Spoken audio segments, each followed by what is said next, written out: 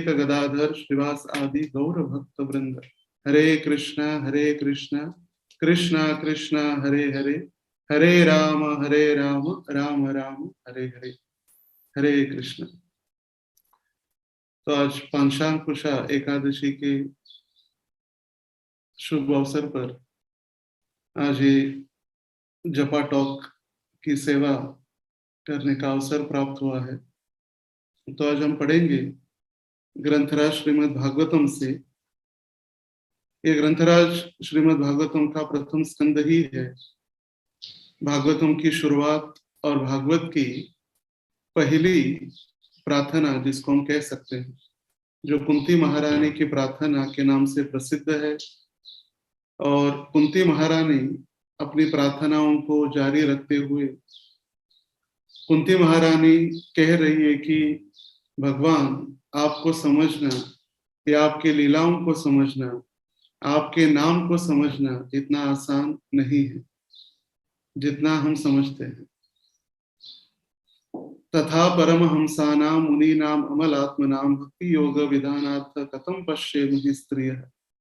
बड़े बड़े ऋषि मुनि महात्मा ये भी आपको नहीं समझ पाते, तो मैं तो एक सर्वसाधारण एक स्त्री हूं और मैं कैसे आपको समझ सकती हूँ।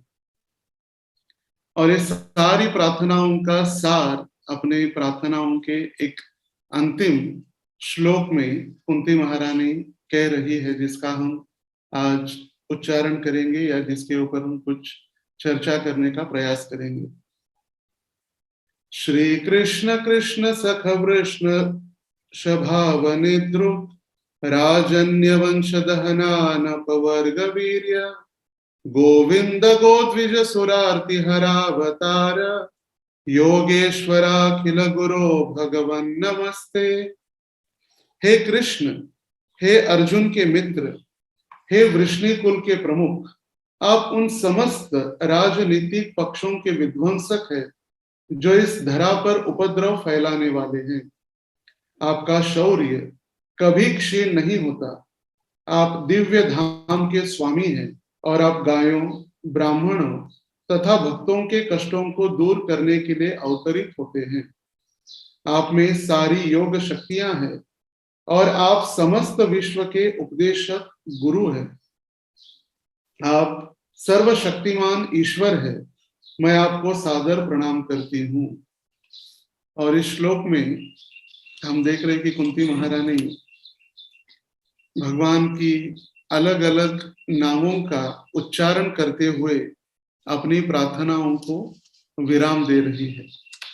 इसके पहले कुंती महारानी ने बहुत सारी प्रार्थना की। सबसे पहले तो भगवान जब हस्तिनापुर से निकल ही रहे थे तो भगवान को सारी याद दिलाए कि भगवान कितने कष्ट हमें प्राप्त हुए हैं और इन सारे संकटों से सिर्फ आपने ही हमारा रक्षण किया है। कभी कभी हमें लगता है कि हमारे परिवार के सदस्य, हमारे रिश्तेदार, हमारे मित्र, हमारे कुटुंब के सदस्य हमारी रक्षा करेंगे, मगर नहीं। कुंती महारानी स्पष्ट रूप से यहाँ समझाने का प्रयास कर रही है कि भगवान, सिर्फ आपने ही अनगिनत कष्टों से हमारा रक्षण किया है। और रक्षण करने के बाद जब कुंती महारानी को भगवान से कुछ मांगने की इच्छा हुई या भगवान ने कुछ देने की इच्छा की, तो कुंती महारानी ने भगवान से कष्ट ही मांगे। भगवान को ये नहीं कहा कि भगवान, अभी आपने बहुत सारे कष्ट दिए, अभी थोड़ा सुख भी प्रदान कर दीजिए, सुख संपत्ति घर आवे, थोड़ा हमें इस कष्टों से मुक्ति दिलाइए।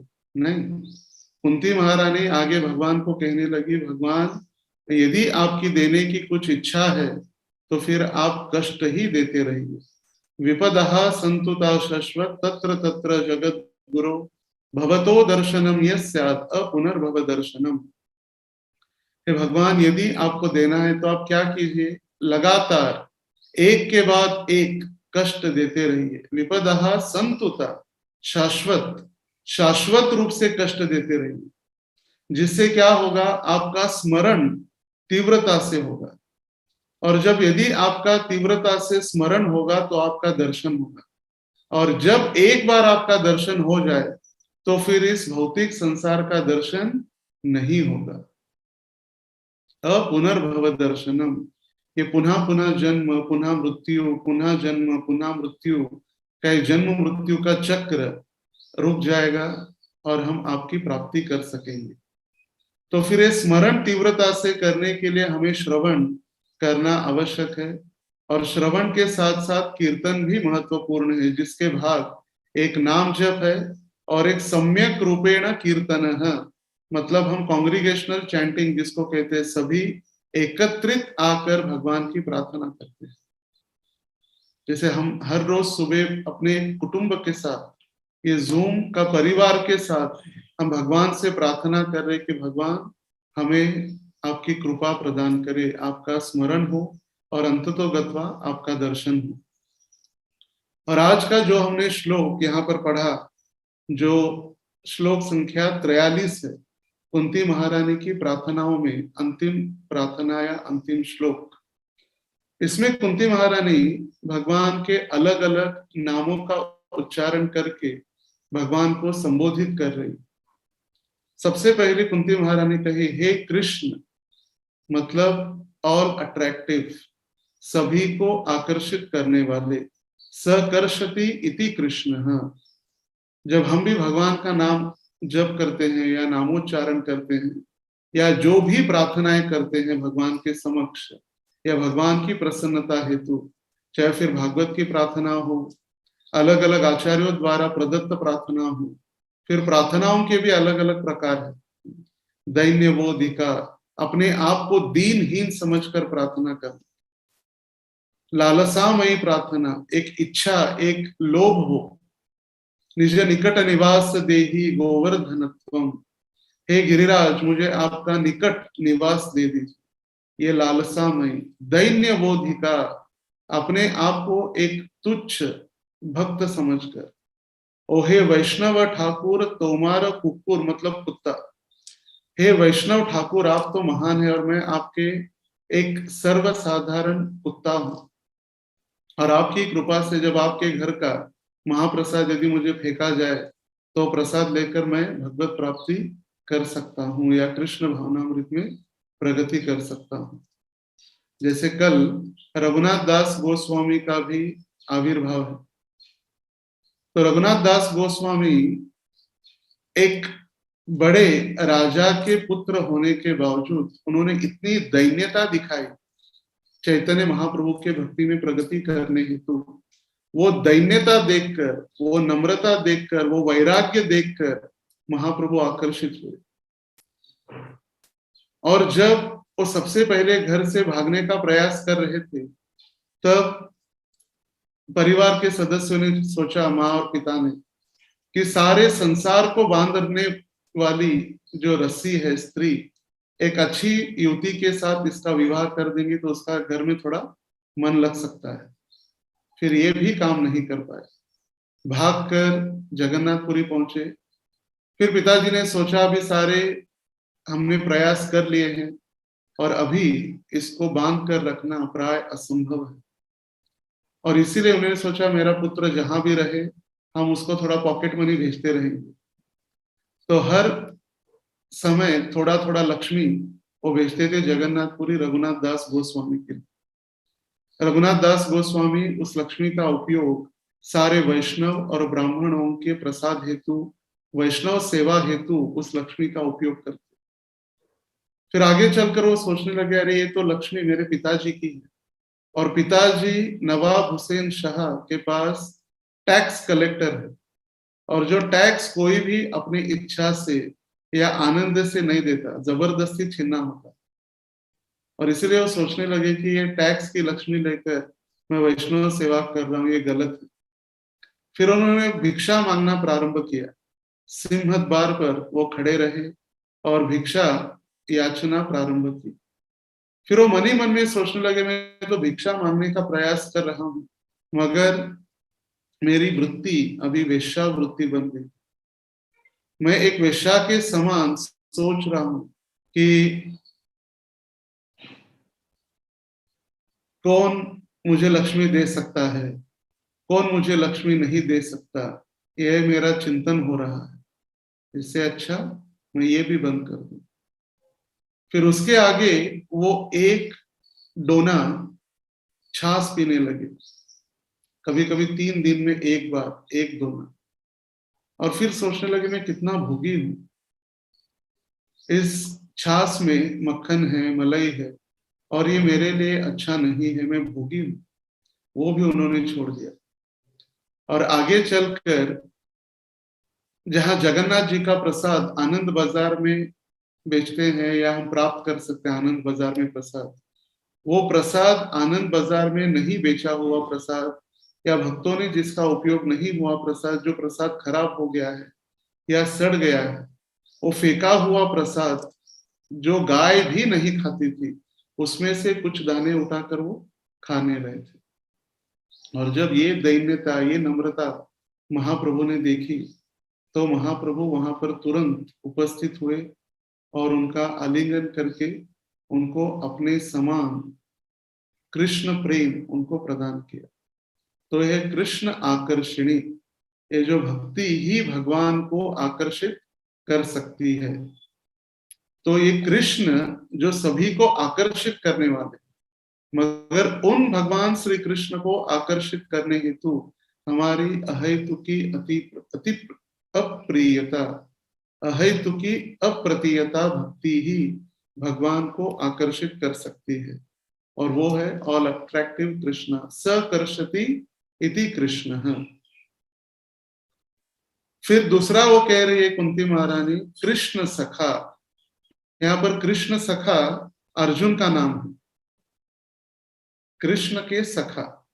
और कभी कभी अलग अलग स्थानों पर अर्जुन को भी कृष्ण कहा गया है, अर्जुन को भी कृष्ण कहा गया है। तो हो गया कृष्ण सखा।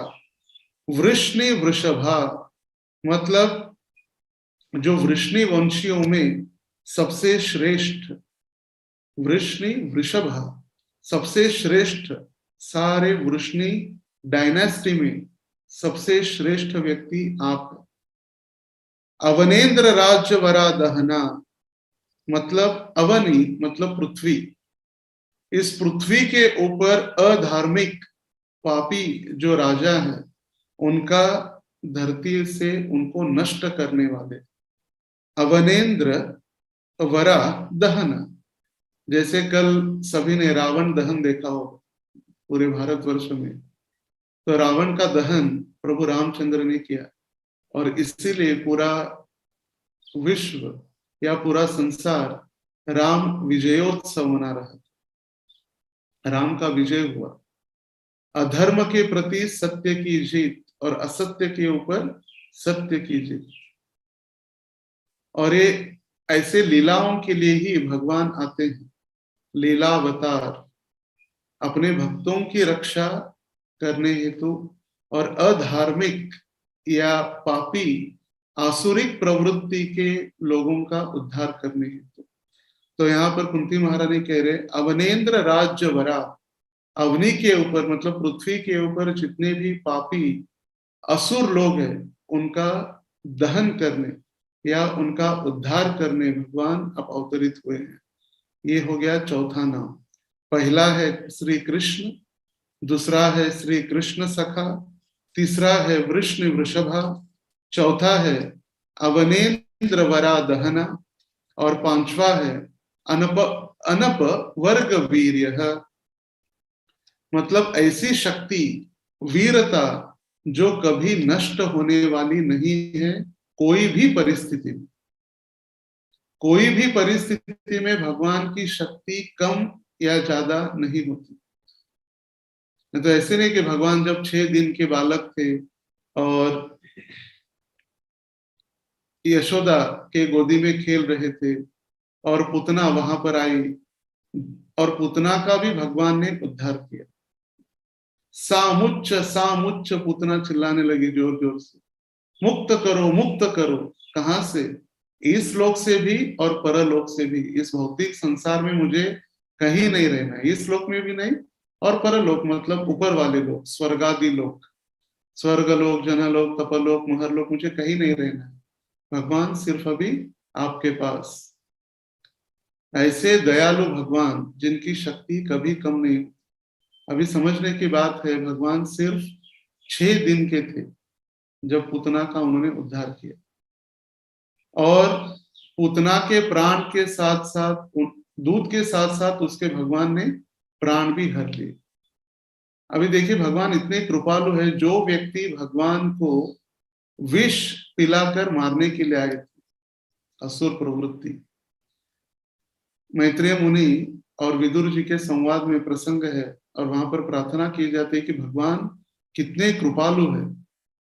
अहो बकीयं स्तनकालकूटं जिघं सयापाय यदपि असाधवी लेभे गतिं धात्री उचितं ततोऽन्यत् कं वा दयालु शरणं ब्रजेम। भगवान कितने दयालु है। अहो बकीयम, बकासुर की बहन बकी, अहो बकीयम स्तन कालकूटम, अपने स्तनों पर कालकूट नामक जहर लगाकर आई थी, मगर भगवान ने ये नहीं देखा कि वो जहर पिलाकर मुझे मारने आई। भगवान ने उसका मातृत्व प्रेम स्वीकार किया और अपने स्वधाम गोलोक धाम, डायरेक्ट, कहीं बीच में रुकना नहीं, डायरेक्ट गोलोक धाम में धात्री बना दिया। सप्त एव मातरः, 7 माताओं में सेकंड स्थान, एक है जन्म देने वाली माँ पहली, और दूसरी है धात्री, मतलब नर्स, आया जिसको कहते हैं, जो हमारा ध्यान रखती है, हमारी परवरिश करती है। फिर आगे चलकर अलग अलग माताएं, जैसे पृथ्वी है, गो माता है, राजा की पत्नी है, ब्राह्मण पत्नी है, राजपालिका राजा की पत्नी, तो अलग अलग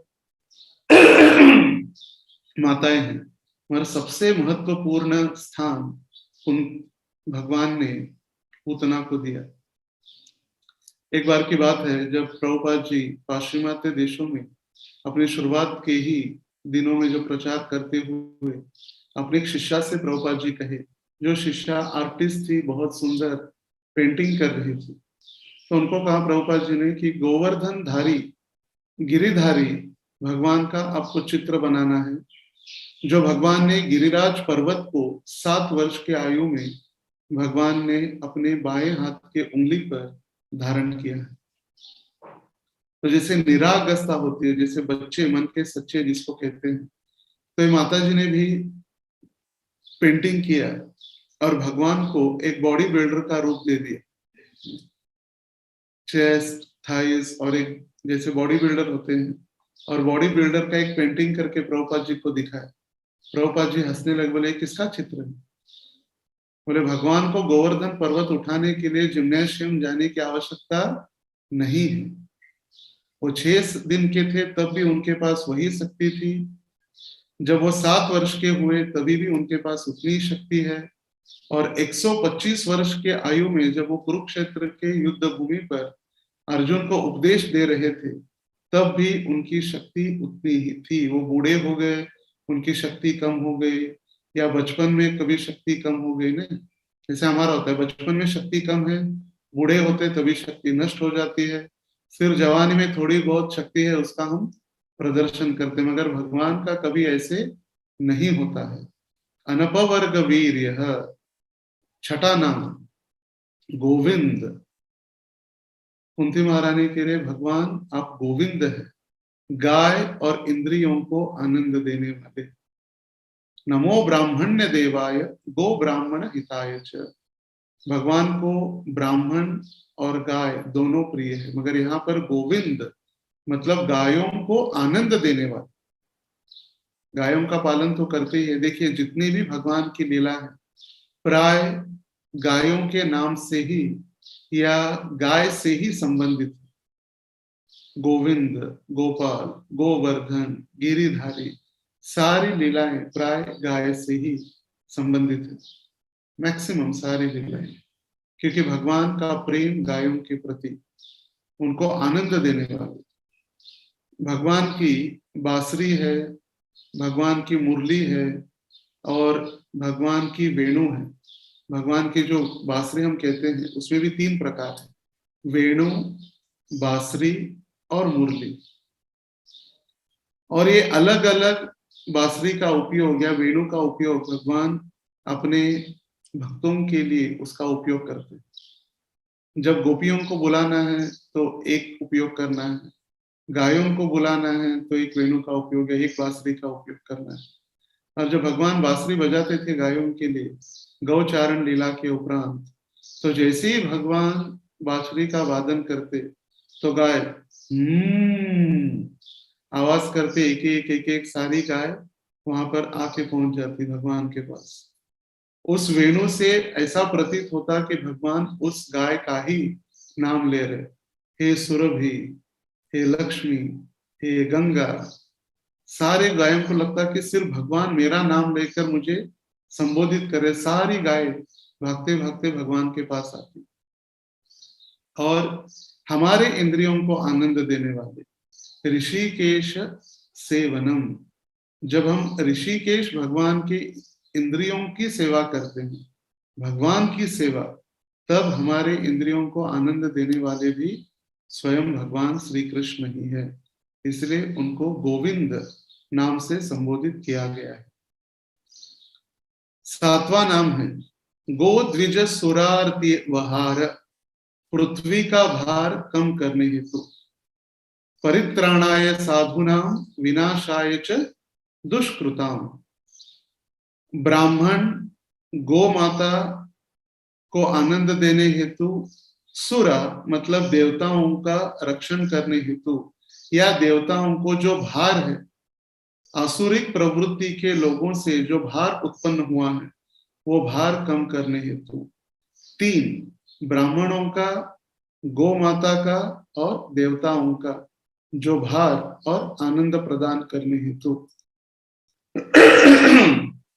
गो द्विज मतलब ब्राह्मण, सुरा गो और द्विज, गो मतलब गाय, द्विज मतलब ब्राह्मण, सुरा मतलब देवता।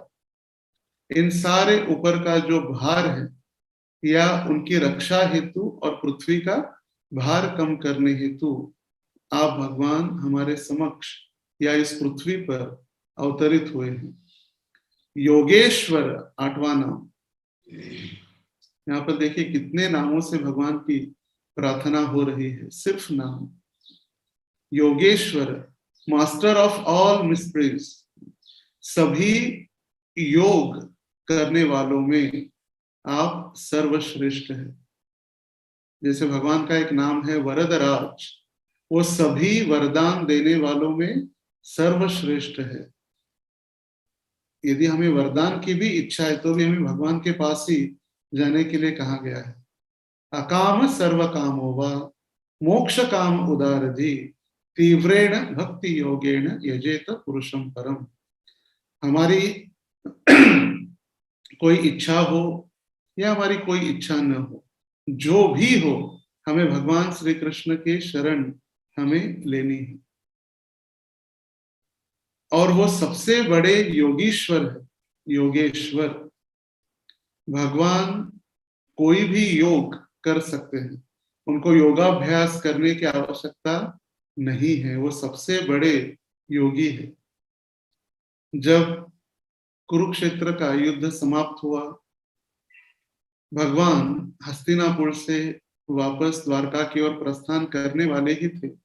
उस समय अश्वत्थामा ने उत्तरा के गर्भ में जो पांडवों के अंतिम वंशज थे उस पर ब्रह्मास्त्र चलाया, और उत्तरा किसी के पास न जाते हुए सीधे भगवान के पास आई भागते भागते।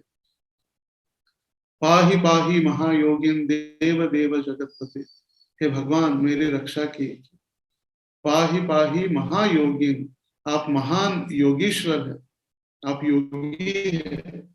मेरे गर्भ के अंदर जो पांडवों का अंतिम वंशज है उसका भगवान जितना हाथ अंगूठा है उतना रूप धारण करके परीक्षित महाराज का रक्षण करने हेतु उत्तरा के गर्भ में उन्होंने प्रवेश किया और उस बालक का रक्षण किया जो उत्तरा के गर्भ में था। पर रक्षित मतलब भगवान के द्वारा रक्षित, इसीलिए परीक्षित हुए। और गर्भ से बाहर आने के बाद सभी की परीक्षा कर रहे थे या परीक्षण कर रहे थे, जिसने गर्भ में मेरा रक्षण किया वो कौन है, इसीलिए उनका नाम परीक्षित हुआ। परीक्षित शब्द के दो अर्थ, जिनका रक्षण, परः रक्षित, और गर्भ से बाहर आने के बाद सबका परीक्षण। 9वां नाम कुंती महारानी बता रही है, अखिल गुरु, मास्टर और टीचर ऑफ एंटायर यूनिवर्स, ब्रह्मांड के स्वामी, अखिल गुरु। योगेश्वर हो गए अभी, अखिल गुरु, इस ब्रह्मांड के सबसे बड़े गुरु आप हैं। भगवान ही हमारे आदि गुरु है, जैसे बलराम जी है या नित्यानंद प्रभु है, उनको हम आदि गुरु कहते हैं। और वही भगवान हमारे हरेक के हृदय के अंदर चैत्य गुरु के रूप में स्थानित है या स्थानापन्न है। हृदय देशे अर्जुन तिष्ठति, इस हृदय नामक देश में जो स्थान है, उसमें रहने वाले भगवान श्री कृष्ण या विष्णु, जिनको हम चैत्य गुरु भी कहते हैं। और वही चैत्य गुरु जब हमारे समक्ष प्रकट होते हैं तो उनको दीक्षा गुरु हम मानते हैं, या वे दीक्षा गुरु। जब हमारे प्रत्यक्ष, प्रत्यक्ष मतलब आंखों के सामने जब प्रकट होते हैं तो हमारे वो गुरु है। इसलिए हम प्रार्थना करते हैं, साक्षात हरित्वेन समस्त शास्त्रे, शास्त्रों के आधार से गुरु भगवान नहीं है मगर भगवान के समान है, जो हमें हर क्षण हर समय भक्ति में प्रगति करने हेतु मार्गदर्शन करते हैं, और जो हमें भगवान को मिलाने के लिए एक सबसे महत्वपूर्ण व्यक्ति है, भगवान को मिलाने के लिए एक मार्ग है, जिनके अलावा हम कभी भी भगवान का दर्शन नहीं कर सकते। अखिल गुरु, जो गुरु है, हमें अखिल गुरु को मिलाने वाले हैं। और 10वां नाम भगवन नमस्ते, और ऐसे भगवान को मैं नमस्कार कर रही हूं। शास्त्रों में वर्णन है, भगवान शब्द का अर्थ, हम कहते तो है भगवान भगवान भगवान भगवान है, भगवान है, भगवान की जय, मगर भगवान इस शब्द का अर्थ भी शास्त्रों में वर्णित किया गया है। ऐश्वर्यस्य समग्रस्य वीर्यस्य यशस्य श्रियः ज्ञान वैराग्य योशैव षण्णा भक्तिरतिगणा, मतलब अनलिमिटेड, बेहिसाब या अनगिनत हम जो ऐश्वर्य देख सकते हैं, 6 ऐश्वर्य, ये 6 ऐश्वर्य जिनके पास है वो भगवान है, अनलिमिटेड, उनकी कोई गणना नहीं की जा सकती। भगवान का ऐश्वर्य मतलब वेल्थ, भगवान की संपत्ति की हम तुलना हमारे संपत्ति के साथ कभी नहीं कर सकते। यदि हम समुद्र का एक बूंद या एक बोतल पानी ले लें और हम सोचने लगेंगे हमने पूरा समुद्र इस बोतल में एकत्रित कर लिया है, नहीं, उनके गुण, वो पानी के गुण जैसे समुद्र में है वैसे वो बकेट में या बोतल में हो सकते हैं, मगर क्वांटिटी वाइज वो हम कभी भी समुद्र का पानी नहीं गिन सकते। या समुद्र के तट के ऊपर जो रेती के कण हैं उसको भी गिनना प्राय मूर्ख माना जाए यदि हम गिनने के लिए निकलेंगे। और इसीलिए कहा गया है कि भगवान की संपत्ति, भगवान का ऐश्वर्य अनगिनत है, वैसे ही उनका ज्ञान, भगवान का ज्ञान और हमारा ज्ञान, इसमें बहुत अंतर है। व्यास देव जी ने भागवत की शुरुआत में ही बताया गया है, मंदासु मंदमतयो मंद भाग्याथि उपद्रिता, कलयुग का वर्णन, प्रायेण अल्पायुषा सभ्या कलौ अस्मिन् युगे, हमारी प्राय आयु कम है, हमारी बुद्धि मति भ्रम है, और बार बार भूलने की आदत तो है ही, और उसी के साथ हम सदैव तनाव में रहते, तनाव, सदैव फ्रस्ट्रेटेड। मगर जो व्यक्ति भगवान का आश्रय लेता है वो इस फ्रस्ट्रेशन से मुक्त हो सकता है। इसलिए कहा गया है चैंट एंड बी हैप्पी, आनंद में रहना है। भगवान की शक्ति, वीर्य, भगवान की शक्ति और हमारी शक्ति। कभी कभी हम सोचते हैं कि भगवान हिरण्याक्ष का उद्धार करने आए, हिरण्यकशिपु का उद्धार करने आए, विजयादशमी के दिन रावण का उद्धार किए भगवान। मगर भगवान को ऐसे असुरों को मारने के लिए या उनका उद्धार करने के लिए स्वयं आने की आवश्यकता नहीं है। परास्य शक्ति विदिदैव श्रूयते स्वाभाविकी ज्ञान बल क्रिया च। भगवान की इतनी अनगिनत शक्तियां हैं, उन अनगिनत शक्तियों से भगवान हर कार्य आसानी से कर सकते हैं। उनको स्वयं अवतरित होने की आवश्यकता नहीं है। भगवान ने एक छोटा सा विषाणु जो प्रवेश हुआ इस भौतिक संसार में, तो सारा संसार रुक गया, हर एक व्यक्ति रुक गया। कहा जाता है भारत की नर्व्स जो है, वो इंडियन रेल, वो भी रुक गए, जो कभी रुकती नहीं इंडियन रेल।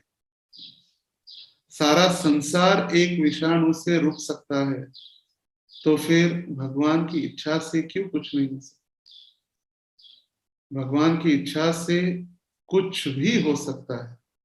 भगवान को कार्य करने हेतु स्वयं आने की आवश्यकता नहीं है। एक प्रभुपाद जी का छोटा ग्रंथ है, elevation to Krishna consciousness, Subodh Bhanu. उसमें प्रभुपाद जी उदाहरण देते, एक पाश्चिमात्य देश से व्यक्ति आया भगवान कौन है ये समझने के लिए। ऐसी परीक्षाएं बारंबार होती रहती है, सर्वश्रेष्ठ कौन है, सर्वश्रेष्ठ कौन भगवान है। तो अलग अलग मंदिरों में भ्रमण करने लगा। वहां उसने देखा कि कोई भगवान या कोई मूर्ति है, वो आशीर्वाद दे रही है। कहीं उसने देखा कि कोई भगवान की मूर्ति या देवता की मूर्ति असुरों का उद्धार कर रही है, कहीं ध्यान अवस्था में बैठे हैं, कई अलग अलग मूर्तियों को उन्होंने देखा। और अंततः गत्वा वो एक मंदिर में आया जहां पर भगवान के एक विग्रह या एक मूर्ति आसानी से, आराम से, कोई भी कष्ट न होते हुए बांसुरी का वादन कर रहे थे। वो भक्त भी नहीं था, मगर उसको निष्कर्ष पता चला कि कृष्ण ही भगवान हो सकते हैं, क्योंकि उनको करने के लिए कोई नहीं। भगवान मतलब सर्वश्रेष्ठ, उनको स्वयं कार्य करने की, न च कार्यम करणम च विद्यते, उनको स्वयं कुछ कार्य करने की आवश्यकता नहीं है, तो वही भगवान हो सकते हैं। यदि सब कुछ वही करने लगे तो फिर भगवान की व्याख्या सूट नहीं होगी। उनके इच्छा मात्र से ही सब कुछ होता है। भक्तिविनोद ठाकुर प्रार्थना करते हैं, तुम्ही सर्वेश्वरेश्वर ब्रजेंद्र कुमार, तुम्हार इच्छाय विश्वे सृजन संहार। तुम्हार इच्छाय ब्रह्मा करे न सृजन, तुम्हार इच्छाय विष्णु करे न पालन। तुम्ही सर्वेश्वरेश्वर ब्रजेंद्र कुमार। आप ब्रजेंद्र कुमार है, मतलब ब्रज के ईश, ब्रजेंद्र, ब्रज के इंद्र नंद महाराज, उनके सुपुत्र आप हैं। और आपको कोई कार्य करने की आवश्यकता नहीं है, सिर्फ आपके इच्छा मात्र से ब्रह्मा जी इस सृष्टि का सृजन कर रहे, विष्णु पालन कर रहे, शिव जी संहार कर रहे, मगर आपके इच्छा से ही सब कुछ हो रहा है। तो भगवान का वीर, शक्ति, तेज, भगवान का तेज, भगवान स्वयं भगवत गीता में कहे, न तद्भासयते सूर्यो न शशांको न पावक, यत गत्वा न निवर्तन्ते तद्धाम परमं मम। मेरे धाम में प्रकाश की कोई आवश्यकता नहीं है। हमारे बल्ब, ट्यूब, हेलोजन, वहां कुछ, या सूर्य चंद्र की भी आवश्यकता नहीं है। कभी गलती से अनजाने में सूर्य ने एक दिन छुट्टी कर ली तो क्या होगा संसार? एक दिन अगर सूर्य ने सोचा कि 365 दिन सभी को हॉलीडेज है, गवर्नमेंट हॉलीडेज है, सिक लीव्स है और अलग अलग लीव्स है, मुझे तो एक भी नहीं, चलो एक दिन में छुट्टी कर लेता हूँ, क्या संसार की हालत हो जाएगी। मगर उस सूर्य की भी आवश्यकता भगवत धाम में नहीं है। भगवान को सूर्य के प्रकाश, चंद्र के प्रकाश की भी आवश्यकता नहीं है। भगवान का एक नाम है स्वयं प्रकाश। उनके दिव्य देह से ही सारा धाम प्रकाशित हो रहा है, स्वयं प्रकाश। और ऐसे धाम में एक बार जाने के बाद हमें वापस आने की आवश्यकता नहीं है, हमें वापस आना ही नहीं। भगवान का वैराग्य, भगवान के वैराग्य तो बात ही क्या कहे। भीष्म पितामह कहे, मैं तो सिर्फ एक ब्रह्मचारी का व्रत धारण किया, मगर मुझसे भी श्रेष्ठ आप ब्रह्मचारी। और वही तुकाराम महाराज अपने गाथा में लिखे, भोग भोगुनी ब्रह्मचारी, सर्वश्रेष्ठ यदि ब्रह्मचारी या वैरागी जीवन आपका है। कि भगवान के पास करोड़ों गोपियां थी, वो सारे गोपियों को छोड़कर भगवान गए मथुरा आयात से कहकर, मगर भगवान कभी भी वापस नहीं आए।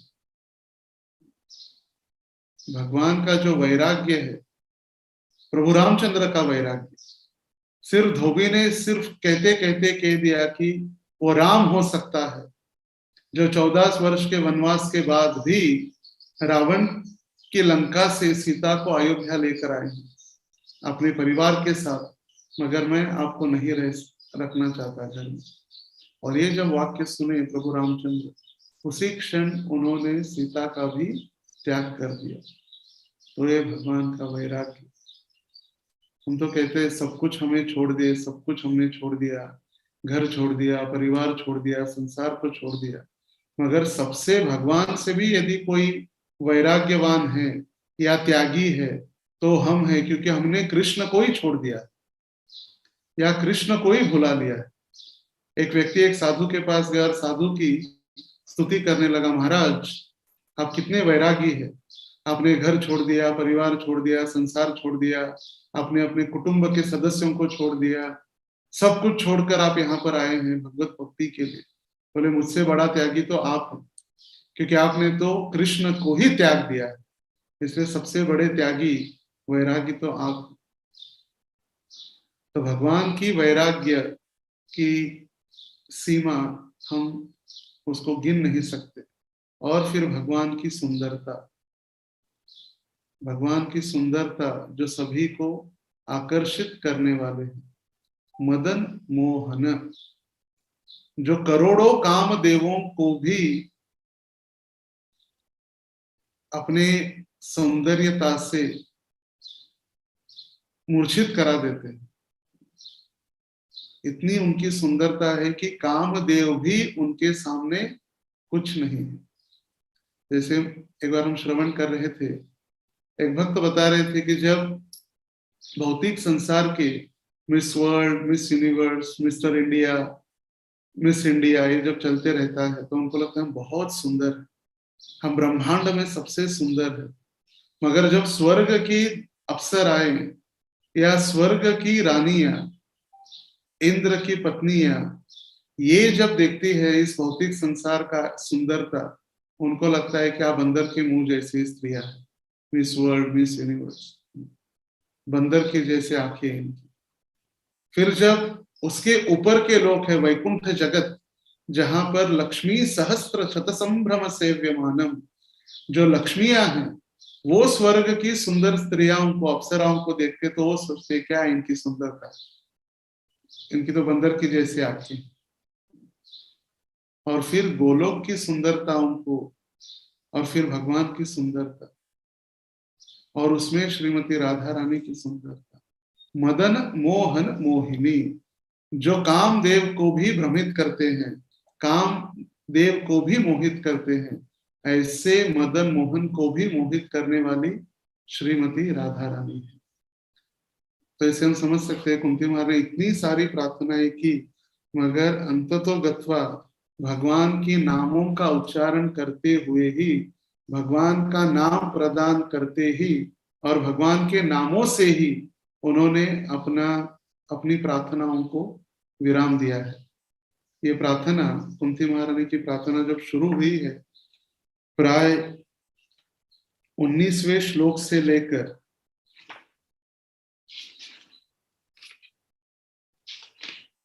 क्षमा कीजिए 18वें श्लोक से लेकर नमस्ते पुरुषम त्वाद्यम प्रकृते ईश्वरम परम, ईश्वरम प्रकृते परम। इस प्रार्थना से चालू होकर 18वें श्लोक से ये प्रार्थना प्रारंभ हुई और 43वें श्लोक तक अलग अलग भगवान की लीलाओं का वर्णन किया, मगर अंततः गत्वा भगवान के नाम से ही कुंती महारानी ने अपनी प्रार्थनाओं को विराम दिया है।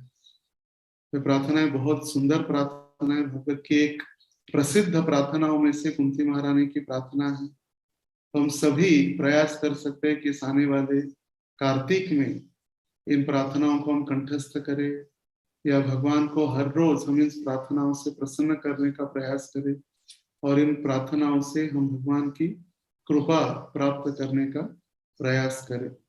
सबसे बड़ी प्रार्थना तो हरे कृष्ण महामंत्र है ही, मगर इन आचार्यों द्वारा, भगवत भक्तों के द्वारा प्रदत्त प्रार्थनाओं को जब हम गाने का प्रयास करेंगे तो भगवान निश्चित रूप से प्रसन्न हो। हरे कृष्णा कृष्णा कृष्णा हरे हरे, हरे राम राम राम हरे हरे। ग्रंथराज श्रीमद् भागवतम की जय, श्रील प्रभुपाद की जय, परम पूज्य लोकनाथ स्वामी महाराज की जय, एकादशी महोत्सव की जय। धन्यवाद। बहुत बहुत धन्यवाद श्रीमान कृष्ण प्रभु का। सबसे पहले आपसे क्षमा चाहते हैं, कुछ तकनीकी कारण की वजह से आपका स्वागत नहीं कर पाए। तो सभी भक्त प्रभु जी से तो परिचित है ही, फिर भी जो कुछ भक्त है या नए डिवोटीज प्रभु जी को नहीं जानते, तो गुरु महाराज जी के जोन में काफी महत्वपूर्ण सेवाएं प्रभु जी निभाते हैं। गुरु महाराज जी के सचिव के रूप में भी काफी महत्वपूर्ण और जैसे हम कहते हैं कॉन्फिडेंशियल सर्विसेज अंग्रेजी में कह सकते हैं, तो उसे भी सुचारू पद्धति से प्रभु जी निभाते हैं। और उसी के साथ गुरु महाराज जी के जोन में RSA की जिम्मेदारी भी भली भांति रूप से निभा रहे, और उसी के साथ ICC, IIAC, WIDC जैसी जो अलग अलग मैनेजरियल पोजीशंस है या पोस्ट है, उसमें भी प्रभु जी काफी सक्रिय रूप से व्यस्त रहते, और इसी वजह से उनकी व्यस्तता के कारण उन्हें हमारे बीच लाना या उन्हें प्राप्त करना कठिन हो जाता है। तो प्रभु जी को हमने कुछ दिनों पहले अनुरोध किया, तो दैववश या भगवत कृपावश प्रभु जी स्वीकार किए, तो आज हमें उनका संग सानिध्य मिला। तो सभी भक्तों से अनुरोध है कि जो प्रभु जी ने कहा अंत में कि कुंती महारानी भी अपनी इतनी सारी प्रार्थनाओं में अंततः भगवान के नाम से ही भगवान की प्रार्थना करती है, तो उसी भगवान के नाम से हम प्रभु जी का आभार व्यक्त करते हैं। तो एक बार हरे कृष्ण महामंत्र का उच्चारण करके हम श्रीमान कृष्ण प्रभु का आभार व्यक्त करते हैं। हरे कृष्ण कृष्ण कृष्ण हरे हरे, हरे राम राम राम हरे हरे। और साथ ही में प्रभु जी से अनुरोध भी करते हैं कि भविष्य में भी हमें अपना संग सानिध्य और मार्गदर्शन प्रदान करते रहे। तो पुनः प्रभु जी आपके चरणों में आभार व्यक्त करते हुए हम आज के सत्र को यही विराम देते हैं। कल पुनः गुरु महाराज जी के सानिध्य में हरे नाम जप और जप पाठ के लिए हम एकत्रित होंगे। श्री हरिनाम प्रभु की जय, हरे कृष्ण महामंत्र की जय, श्रील प्रभुपाद की जय, परम पूज्य श्रील लोकनाथ स्वामी महाराज की जय। वांछा कल्पतरुभ्यश्च कृपा सिंधुभ्य एव च पतितानां पावनेभ्यो